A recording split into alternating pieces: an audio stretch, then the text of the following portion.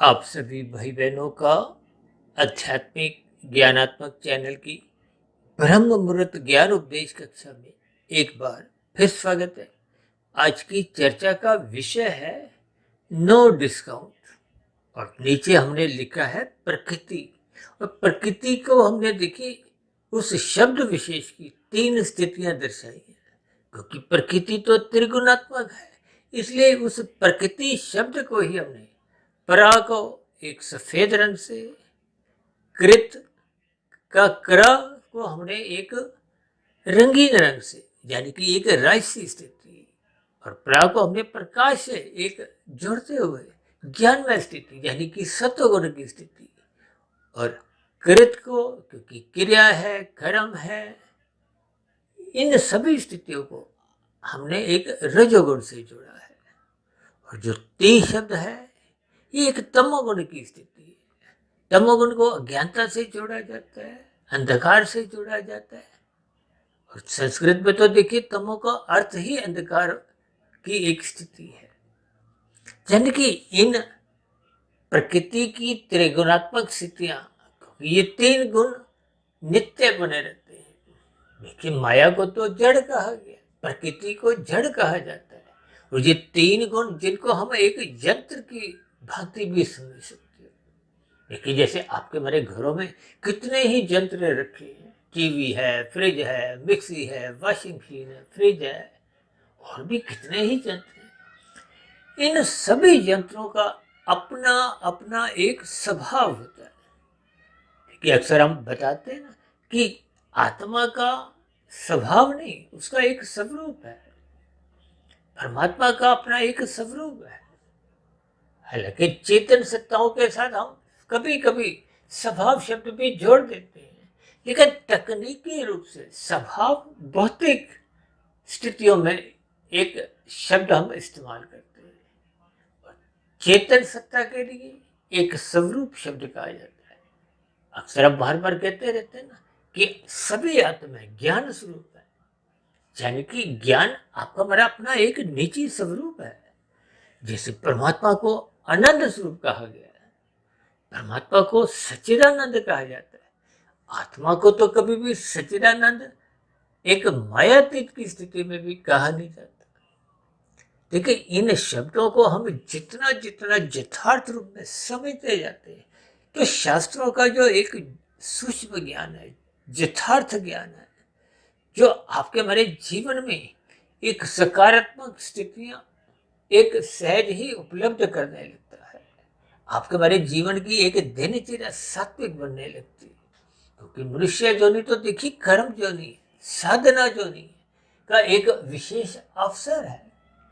लेकिन अक्सर एक साधारण मनुष्य है, विशेष रूप से देखिए कलयुग में जब तामसी स्वभाव वाले मनुष्य अधिक अनुपात में जन्म लेते हैं। देखिए हो सकता है इन स्थितियों पर एक साधारण मनुष्य को थोड़ा बुरा भी लग जाता है। हालांकि वर्तमान समय तो देखिए कलयुग का आरंभ हो चुका है, लेकिन ये बहुत ही अभी आरंभिक स्थिति है। और कभी कभी तो आपने हमसे ही कुछ ऐसे वीडियो में भी शब्द सुने होंगे कि आज से 50-70 वर्ष पहले तो लगभग सतयुग जैसी स्थितियां थी, और वर्तमान समय में जमाना या लोगों के विचार, लोगों की दिनचर्या बहुत बिगड़ती जा रही है। अक्सर इन सभी स्थितियों पर मनुष्य कोई विशेष विचार नहीं करता, जिसके फलस्वरूप मनुष्य रजोगुण को तो महत्व देता जाता है। ये रजोगुण का अभिप्राय विषय भोगों से है। ये जो 24/7 की स्थितियां घर घर में प्रवेश कर चुकी है, यानी कि 7 दिन 24 घंटे मनुष्य 5 भोग्य विषयों का सुख भोगना चाहता है। और ये 5 भोग्य विषय के हैं गंध, रस, रूप, स्पर्श और शब्द। ये संसारी जितने भी आकर्षण है, ये सभी इन 5 भोग्य विषयों के अंतर्गत ही गिने जाते हैं। और इन 5 भोग्य विषयों का सुख आपका हमारा स्थूल शरीर भोगता है। ये भोगने वाली ज्ञानेंद्रियां हैं, नाक, जिह्वा, आंख, त्वचा, कान।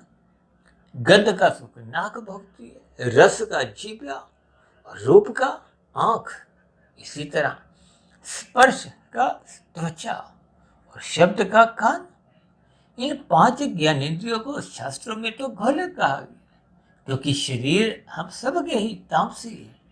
ये पृथ्वी, जल, अग्नि, वायु, आकाश के बने हैं। और आपके जो हमारे भोग्य विषय हैं, उनको देखिए, गंध, रस, रूप, स्पर्श और शब्द, इनको सूक्ष्म भूत भी शास्त्रों में कहा गया है। यानी कि भोग विषयों का परिणाम ही आपके हमारे शरीरों का एक निर्माण की प्रक्रिया है।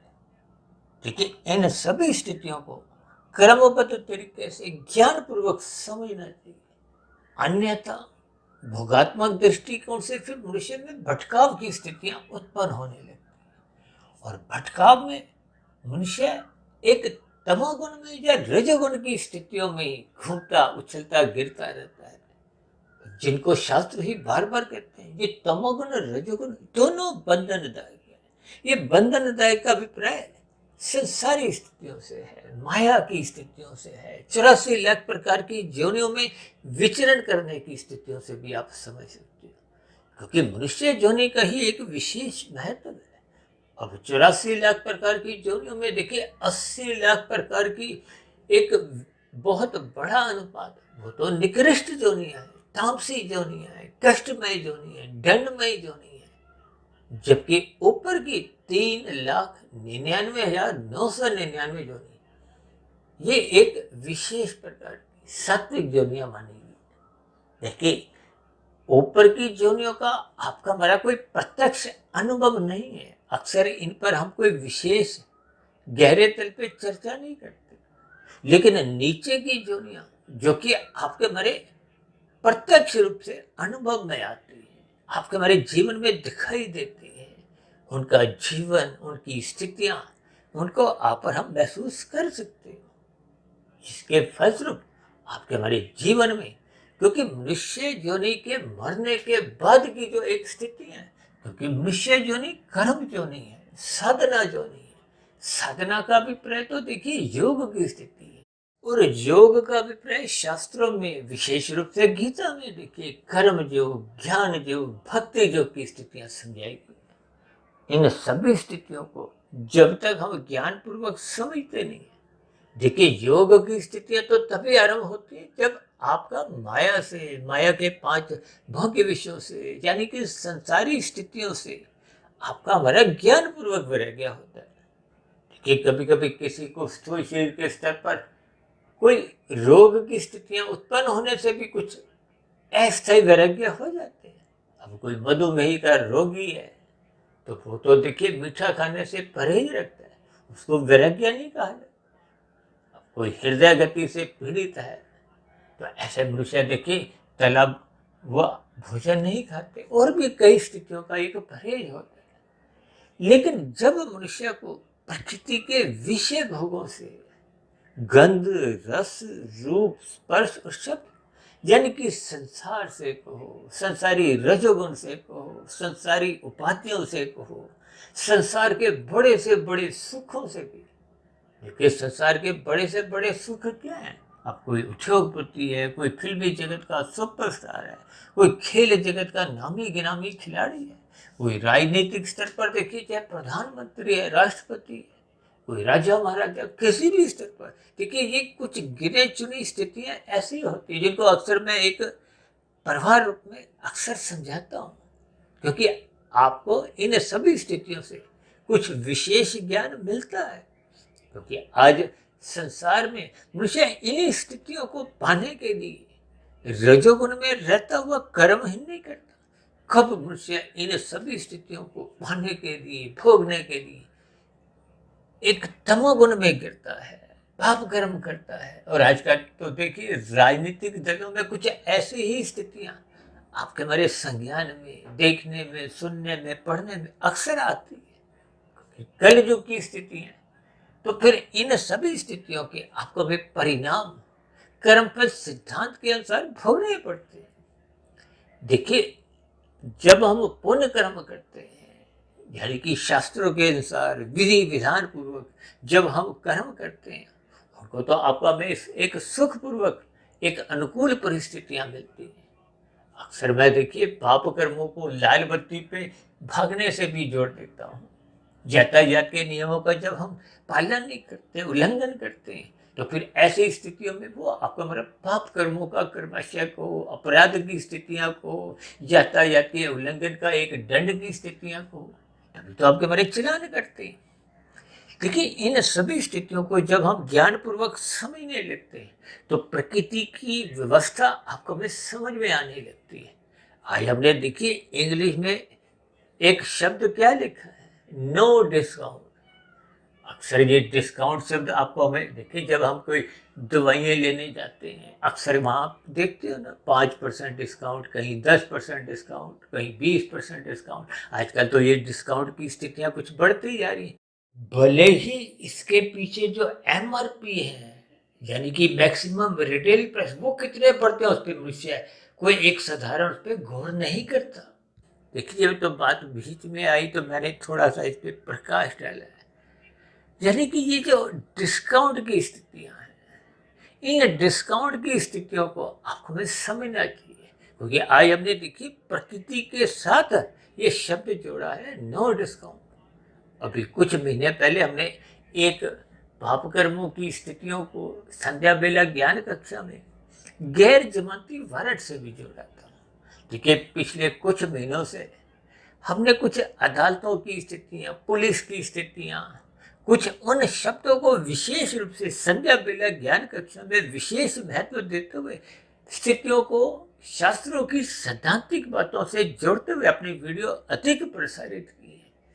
देखिए हमारा कोई विषय, ये संसारी विषय जिनको हम अक्सर शाम की संध्या बेला ज्ञान कक्षा में इसीलिए लेते हैं ताकि उन सभी स्थितियों को आपको भी ज्ञानपूर्वक प्रकृति के 3 गुणों की स्थितियां समझ में आ जाए, क्योंकि आपका हमारा जो कर्माशय है, संस्कारों की स्थितियां हैं, की कारण शरीर की जो स्थिति है, क्योंकि मनुष्य योनि में जो स्थूल शरीर की जो एक स्थितियां है, ये स्थूल शरीर ही 84 लाख प्रकार की योनियां हैं। दूसरे सरल शब्दों में आप यूं भी समझ सकते हो कि ये 84 लाख प्रकार की योनियां ये एक कार्य रूप है। इनके पीछे का जो एक कारण है तो आपको हमारा कार्य शरीर है। कार्य शरीर में कर्माशय जैसा जैसा हम मनुष्य जीवन में बनाते हैं, देखिए नीचे की जोनियों का कोई नया कर्माशय नहीं बनता, वहां तो घटता है। किसका? पाप कर्मों का। क्योंकि नीचे की जोनियों में जैसे जैसे दुख भोग लिए जाते हैं तो आपका हमारा पाप कर्मों का कर्माशय घटता जाता है, घटता जाता है। लेकिन मनुष्य जोनि में पाप पुण्य कर्मों का कर्माशय घटता भी है, और जैसे जैसे हम नए कर्म करते हैं, नए कर्मों को ही देखिए क्रियामान कर्म कहा जाता है, और नए क्रियामान कर्मों द्वारा ही जो एक कर्माशय बढ़ता जाता है जिसको हम संचित कर्माशय भी कहते हैं। एक साधारण शब्दों में कर्माशय भी कहते हैं। संचित कर्म विशेष स्तर पर तकनीकी रूप से कहा जाता है, और इन्हीं संचित में से ही एक प्रारब्ध कर्म, भाग्य, किस्मत, लक, ये भी शब्द अक्सर आपने शास्त्रों में पढ़े होंगे, और हमारी वीडियो में तो अक्सर इन सभी स्थितियों पर कहीं ना कहीं किसी रूप में चर्चाएं होती हैं। क्योंकि माता के गर्भ में जब आत्मा का प्रवेश होता है, आत्मा परमात्मा कारण शरीर सूक्ष्म शरीर, क्योंकि निर्माण प्रक्रिया स्थूल शरीर की होती है। माता के गर्भ में 9 दिन की स्थितियों में आपका हमारा शरीर का एक निर्माण होता है। जब आत्मा का प्रवेश होता है यानी कि गर्भाधान की स्थिति के समय आपको में एक प्रारब्ध रूप में, एक भाग्य के रूप में कुछ परिस्थितियां मिलती हैं। वो भी देखिए कर्मों का ही एक फल होती है, लेकिन जिन कर्मों को हम पहले की मनुष्य योनि में या पहले के मनुष्य योनि में हम कर चुके होते हैं, वो किए गए कर्मों का भी फल पका नहीं था, तैयार नहीं हुआ था। अब वो तैयार हो चुका है तो वो आपको हमें प्रारब्ध रूप में, देखिए शास्त्रों में कहा गया कि प्रारब्ध का अभिप्राय जाति, आयु और भोग से। अब जाति का अभिप्राय तो माता के गर्भ में जब आपका मेरा प्रवेश हो गया तो आपका मेरा 9 दिन के बाद मनुष्य योनि में ही जन्म होना है। अब जिसका देखिए कोई पशु योनि में प्रवेश हुआ है तो वो पशु योनि में ही जाएगा। ये सभी स्थितियों को आपको ज्ञान पूर्वक समझना चाहिए। यानी कि जाति जैसी आपको में मिल जाती है, वो जाति मरते दम तक वही बनी रहती है। अभी कुछ दिन पहले हमने मनुष्य ज्योति को एक अपॉइंटमेंट लेटर के साथ उसकी एक महत्ता समझाई थी। आज हम देखिए नो डिस्काउंट के स्तर पर कुछ विशेष परिस्थितियां इसलिए समझा रहे हैं ताकि बात किसी तरह आपको में समझ में आ जाए। आपके हमारे जीवन में होने वाले ये जो पाप कर्म है उनका आपको में पहले से ही एहसास हो, बोध हो, ताकि हम उन पाप कर्मों से बचें। आज देखिए कल युग की स्थिति है। अक्सर कल युग की स्थितियों में मनुष्य अपने जीवन में 90-95% किए गए पाप कर्म तो हंसी मजाक में ही बिना किसी भोग दृष्टिकोण से यूं ही करता रहता है। अनजाने में कहो, देखा देखी में कहो, अज्ञानता पूर्वक स्थितियों में कहो, क्योंकि जिन स्थितियों को आपने हमने भोगना भी नहीं है फिर भी मनुष्य कितने ही पाप कर्म करता जा रहा है। अक्सर मैं अपनी चर्चाओं में एक उदाहरण बार बार देता हूँ कि मनुष्य ने देखिए खाने 100 रुपए हैं अपने जीवन में स्थूल शरीर के स्तर पर मृत्यु तक, एक उदाहरण के लिए, और 1000 रुपए तो आपने हमने देखिए धर्मानुसार कमा भी लिए, विधि पूर्वक शास्त्रों के साथ, यानी कि कानून का उल्लंघन भी नहीं किया, शास्त्रों का भी कोई हमने एक निषेध कर्म नहीं की, धर्मानुसार सब स्थितियां बनी है। देखिए धर्म का अभिप्राय सत्वगुण से लिया जाता है, शास्त्रों से लिया जाता है, विधि विधान द्वारा लिया जाता है।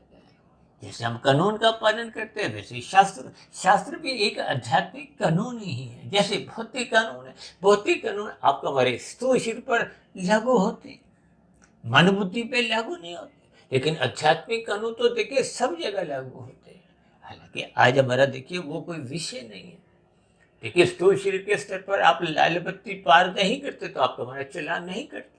मन बुद्धि के स्तर पर भले ही आपके जितने भी विचार आ रहे हो तो आपके हमारा कोई चलान नहीं करता, लेकिन आध्यात्मिक दुनिया में परमात्मा के यहाँ शास्त्रों के साथ जब जब हम कोई बुरा चिंतन करते हैं तो आपका हमारा भले ही कर्मशय नहीं बनता, लेकिन मन में बुरे विचार आने मात्र से वो संस्कार बुरे बनते जाते हैं, वो संस्कार कारण शरीर में बनते जाते हैं। वो संस्कार जब बहुत शक्तिशाली हो जाते हैं, उन शक्तिशाली संस्कारों से ही मन बुद्धि में फुर्दे उठती हैं, और वो फुर्दे इतने वेग से आते हैं तो फिर वो स्थूल शरीर के स्तर पर 5 ज्ञानेंद्रियों द्वारा भोग करने को विवश कर देते हैं, बातें कर देते हैं, धक्का देते हैं। और 5 कर्मेंद्रियां हाथ पैर वाणी लिंग गुदा, इनके द्वारा नए कर्म करवाए जाते हैं। देखिए जब अच्छे संस्कार है ही नहीं, बुरे संस्कार है, वो तो देखिए एक तूफानी वेग से आते हैं। ये जो संसार में आप देखते हो ना, हत्या की स्थिति है, बलात्कार जैसी स्थितियां, ये स्थितियां मनुष्य के मन बुद्धि के स्तर पर सोचने का समय ही नहीं देती, क्योंकि बुरे संस्कार इतने वेग से आते हैं। जैसे तूफान आता है ना, कितने मिनट का आता है, कोई दिनों के हिसाब से तूफान नहीं आते, ये मिनटों के ही आते हैं। भौतिक स्तर पे आप कभी कभी आधे घंटे 1 घंटे का लगा सकते हो, लेकिन ये जो संस्कारों की स्थिति ये बहुत तूफानी वेग से आते हैं, और ये इतना बुरे जघन्य पाप कर्म करवा जाते हैं जिससे मनुष्य हजारों लाखों जन्म तक नीचे भटकाव की स्थितियां दुख भोगते हैं। देखिए इन सभी स्थितियों को हम इसलिए भी विशेष स्तर पर समझा रहे हैं ताकि आपको में इन सभी बुराइयों का बोध पहले से ही हो, हम उन बुराइयों के कारण को पहले से ही आरंभ से ही उगने मत दें। उगने का मतलब क्या है? देखिए जब हम स्थूल शरीर के स्तर पर अपनी आदतें बिगाड़ते हैं, देखिए आरंभ तो सब स्थूल शरीर से ही होता है, फिर स्थूल शरीर से ये सभी स्थितियां जब पुनरावृत्ति में आती हैं, अब देखिए आप रसगुल्ला पहला खाते हो जिभ्या द्वारा, अच्छा लगा, फिर मन बुद्धि कहते हैं एक और खा लो। हालांकि मन और बुद्धि में भी बहुत भेद है, इस पर भी हम चर्चा करते रहते हैं। देखिए मन को अक्सर मैं अनपढ़ गंवार उससे भी कहता हूँ, क्योंकि इसको समझ नहीं है कि बुद्धि मन के ऊपर की स्थिति, बुद्धि तो पढ़ी लिखी है, बुद्धि आपको में रोकती है, लेकिन मन इतना हठीला है। इसलिए तो शास्त्रों ने यहाँ तक स्वीकार किया है कि मन ही बंधन का कारण है, बंधन का कारण कब है? जब ये संसार में, विषय भोगों में मन मर्जी करता है। ये मन मर्जी ही विषय को विभिन्न प्रकार के पाप कर्म करने को बाध्य कर देती है। और मन यदि बुद्धि के नियंत्रण में रहता है, अब बुद्धि को यहाँ आप ब्रेक भी समझ सकते हो। देखिए, मन विषय भोगों में जब बुद्धि द्वारा नियंत्रित रहता है, मर्यादित रहता है, संतुलित रहता है, व्यवस्थित रहता है, तो फिर मनुष्य के जो विषय भोग है वो एक मर्यादित रहते हैं। जैसे भगवान श्री कृष्ण जी ने गीता में अर्जुन के रथ के 5 घोड़ों की स्थितियों को 5 भोग्य विषयों से दर्शाया और लगाम को मन समझाया है। उस लगाम को ही अपने हाथ में रखते हुए यही ज्ञान उपदेश दिया कि आपको अपनी बुद्धि को गुरु की आज्ञा अनुसार, यानी कि गुरु के प्रवचनों को आप ध्यान से सुनो, आदर पूर्वक सुनो, अपने व्यवहार में, अपनी दिनचर्या में उनको एक प्रयोग में लो, शास्त्रों को साध्य करो। देखिए, शास्त्रों में तो सभी परिस्थितियों को पहले से ही समझाया गया। ये शास्त्र तो आपके हमारे जीवन की एक कुंजी है। जैसे कुंजी में पहले ही उत्तर लिख दिए जाते हैं ना। अक्सर आप 5वीं, 7वीं, 10वीं कक्षा में आपने कुछ ऐसी कुंजियां अक्सर अपने जीवन में खरीदी होंगी, पढ़ी होंगी। तो ये कुंजी में पहले से, यानी कि शास्त्रों में आपके हमारे जीवन में जो जो समस्याएं आती हैं उनका पहले से ही वर्णन है।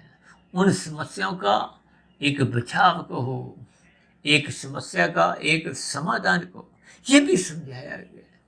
इसलिए तो बार बार कहा गया कि रजोगुण के प्रति उदासी रखो, उपेक्षा करो, और सतोगुण की प्रशंसा करो और तमोगुण की निंदा करो। इन बातों पे तो हम बार बार कहते रहते, क्योंकि एक बार मनुष्य योनि में जब हम कर्म कर देते हैं, देखिए कर्म वो एक तीर है। जैसे धनुष बाण से हमने तीर छोड़ दिया, अब उसको हम वापस नहीं ले सकते। ये कर्म प्रकृति रूपी खेत में, भूमि में बोए गए बीज है जो समय के बाद फल रूप में आते हैं। इसलिए तो हम बार बार कहते हैं कि अपने कर्मश्य को, अपने संस्कारों को बिगड़ने मत दो। ये बिगड़ा हुआ कर्माशय ही, अभी हमने बताया ना, ये जो हम प्रारब्ध में देखिए जाति, आयु और भोग लेके आते हैं। भोग में देखिए सुख दुख दोनों ही होते हैं। इसका अभिप्राय क्या है? जीवन में जब अनुकूल परिस्थितियां आती हैं उसको सुख कहा गया, प्रतिकूल परिस्थितियों को दुख का नाम दिया गया। जब कभी आपके हमारे जीवन में देखिए, उदाहरण के लिए 500 रुपये की आपने मेहनत की, फल आया केवल 50 रुपये का, तो 450 रुपये की जो हानि है, नुकसान है, वो पहले के किए गए पाप कर्मों में एडजस्ट हो जाता। इसी तरह यदि आपने मेहनत की है 100 रुपये की और फल आ गया 1000 रुपये का, तो जो 900 रुपये का अतिरिक्त फल आया वो पहले के किए गए पुण्य कर्मों का परिणाम है। देखिए, इन सभी स्थितियों को आपको में ज्ञानपूर्वक समझना होता है। इसलिए तो आज हमने देखिए नो डिस्काउंट इन प्रकृति साथ में कर्मफल सिद्धांत। देखिए, ये सभी स्थितियां आपस में मिली जुली सी हैं, क्योंकि आपको हमें कर्मों में किसी भी प्रकार का कोई डिस्काउंट नहीं मिलता। इसका अभिप्राय ये है कि किसी भी प्रकार की कोई छूट नहीं है, चाहे कोई राजा हो, चाहे कोई भिखारी हो।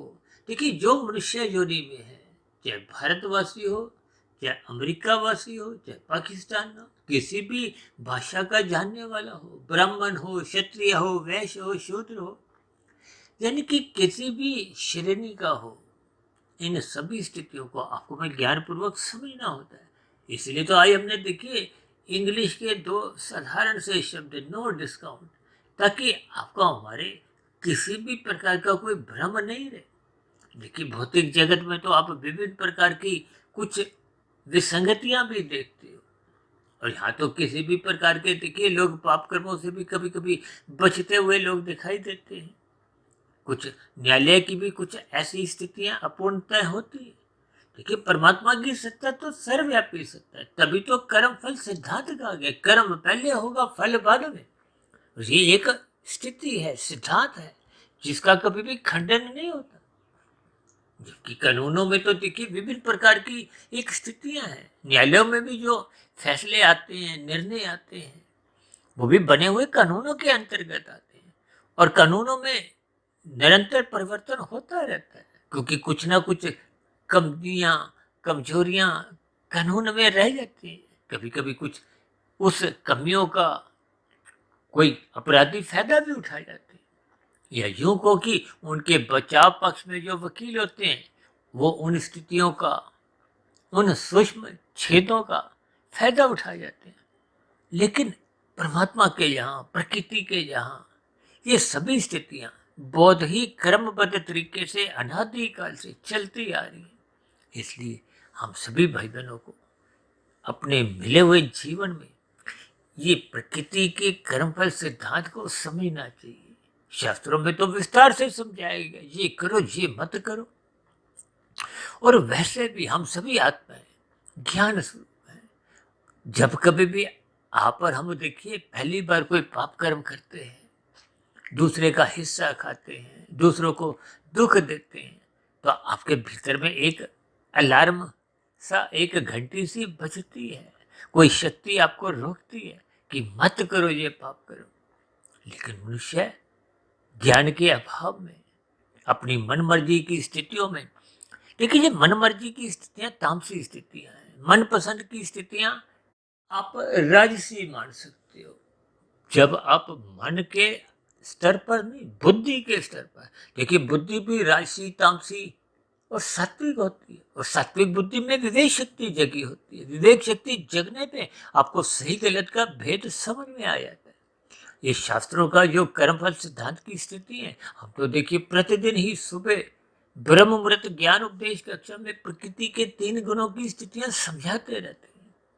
और शाम को भी हम संध्या बेला ज्ञान कक्षा में संसारी विषयों को कुछ इस हिसाब से लेते हैं, ताकि उन शब्दों द्वारा, संसारी स्थितियों द्वारा शास्त्रों की जो सैद्धांतिक बातें, विशेष रूप से देखिए जी तमोगुण, रजोगुण और सत्वगुण की स्थितियां, जिसके फलस्वरूप आपके हमारे 3 शरीर हैं, स्थूल शरीर, सूक्ष्म शरीर, कार्य शरीर।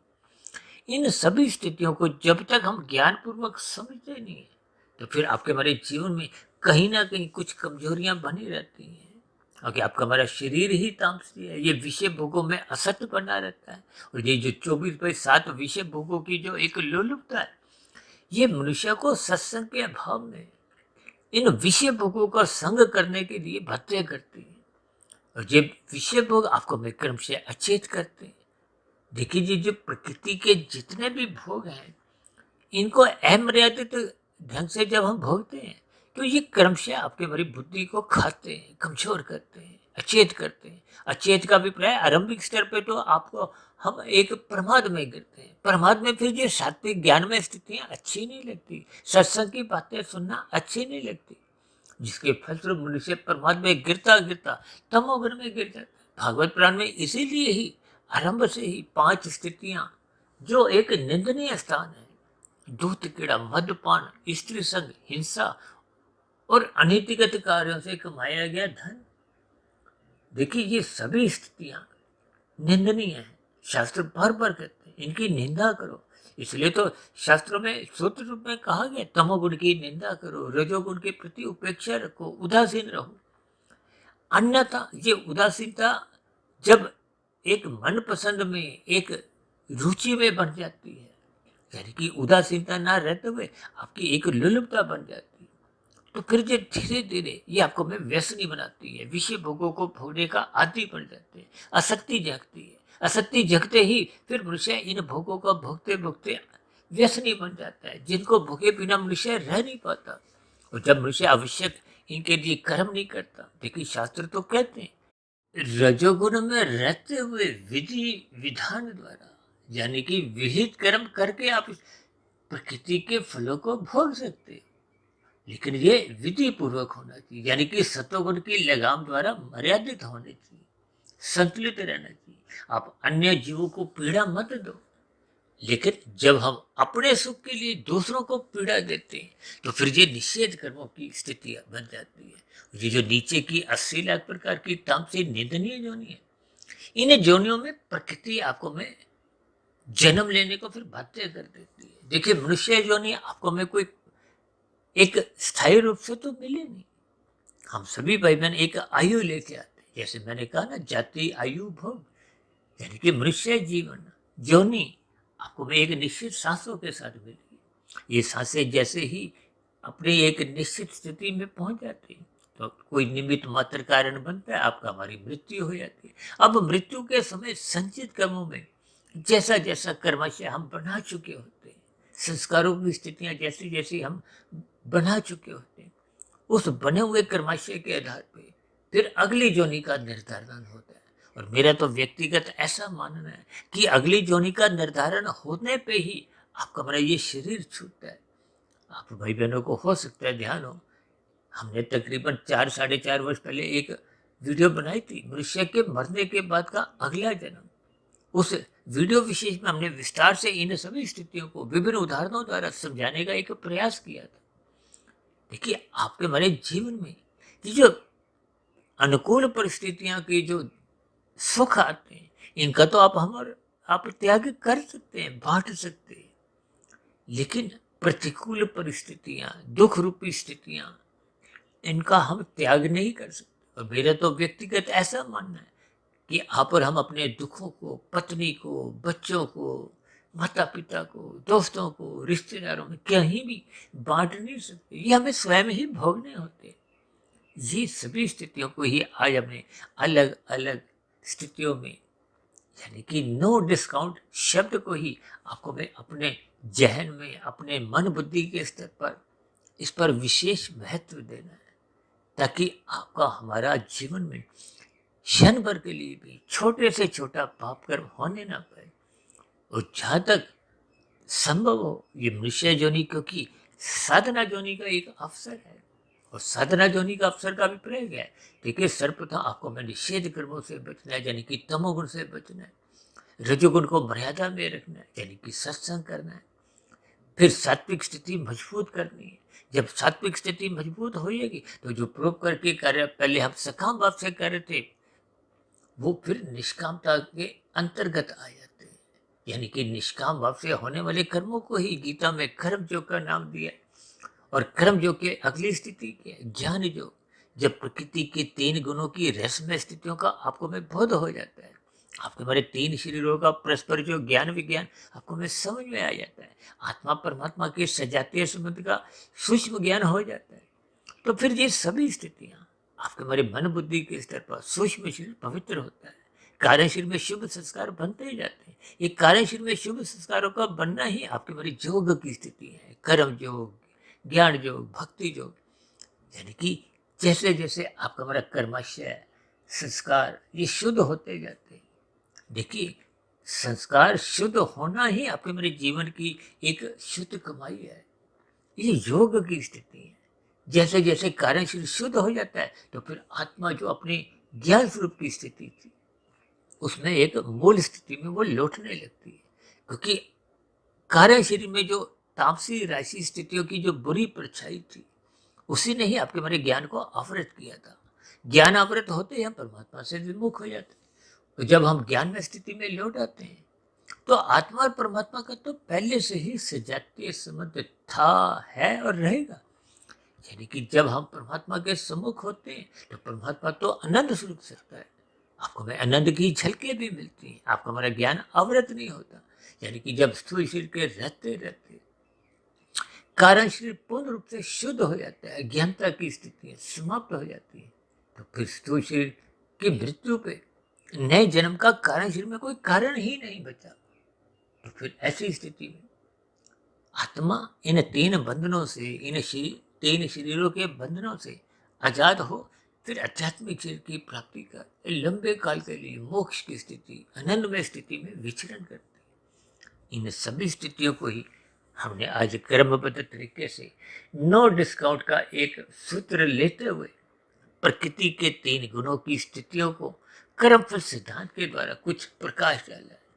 हो सकता है समझाने में कहीं कुछ कमी रह सकती है, इसलिए आप सभी भाई बहनों से विनती है, इन सभी स्थितियों से संबंधित यदि आपके मन में कोई प्रश्न उठ रहा हो, कोई आपके मन में किसी प्रकार का कोई एक सुझाव हो, या मेरी कही गई बातों पर आपको कहीं कोई शिकायत हो, आपत्ति हो, तो आपके प्रश्नों का, सुझावों का और शिकायतों का नीचे दिए गए कमेंट्स बॉक्स पर सदा ही स्वागत है। अब चर्चा विशेष को यहीं विराम देते हैं। शाम को फिर मिलते हैं संध्या बेला ज्ञान कक्षा में। तब तक आप अपने आध्यात्मिक मित्र सुधीर भाटिया फकीर को इजाजत दें। चर्चा विशेष को ध्यानपूर्वक, धैर्यपूर्वक सुनने के लिए आप सभी भाई बहनों का बहुत बहुत धन्यवाद।